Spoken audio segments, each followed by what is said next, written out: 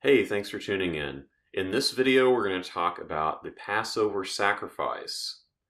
Is the Passover a sin sacrifice? The Passover is a command that's discussed repeatedly throughout the law. It's actually one of the first commands given, even before the Ten Commandments. We see it in Exodus 12, Leviticus 23, Exodus 34, Numbers 9, and also Deuteronomy 16. With so many different mentions of the Passover, so many different descriptions and explanations regarding the commandment, and also giving details of the commandment, we would expect that if it was a sin sacrifice, if that was its intended purpose, that it would describe the Passover as being a sin sacrifice, if that is the case. And also we should consider that there are many sacrifices and many rituals that are already explained in the law that tell us that this is for the purpose of atoning for sin or covering over sin, and that whenever this ritual is performed, that there is provided pardoning to that person. This type of description is something we see repeatedly throughout the law for multiple rituals, not just sacrifices.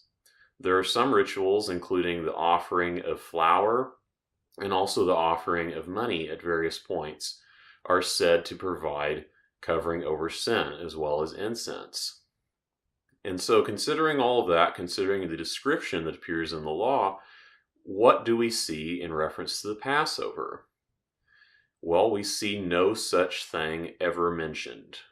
The Passover is never described as a sin sacrifice, nor does it ever say that this ritual provides covering over sin or atonement, nor does it ever say that by doing this ritual your sins will be pardoned.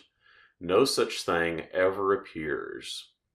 And indeed, if we are looking for what the purpose of the Passover is, it is not as a sin sacrifice, but as we've discussed before, it is in reference to the passing over of the Israelite houses whenever God went through and struck Pharaoh and Pharaoh's people.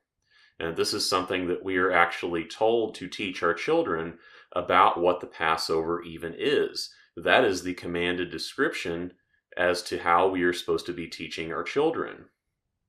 And so if the Passover is not anything to do with a sin sacrifice, if it never says anything about a sin sacrifice, if we're concerned with thinking about what is this ultimate sacrifice, we should be looking at a different ritual in the law.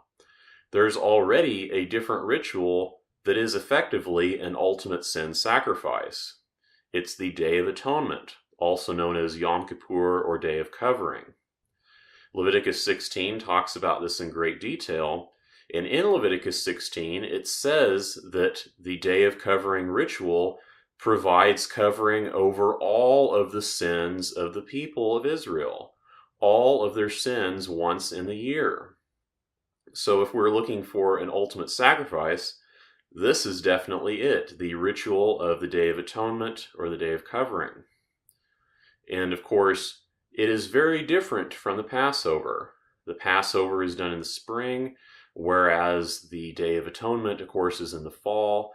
And it's done not by the people at large performing the sacrifice, but the descendant of Aaron is performing the rituals, and it involves multiple animals. It involves more than just sacrifices and blood, and also involves live animal at that. There are two very different rituals, and they are for very different purposes. The Passover is not a sin sacrifice, and it is not said to be symbolic of one either. The Day of Atonement is a sin sacrifice. That is the ultimate sin sacrifice talked about in the law. Thanks for watching. Feel free to check out my other videos about the Passover and also other Torah issues. And be sure that we stay in touch so we can continue this conversation. Thanks for watching. Remember the commands. Peace.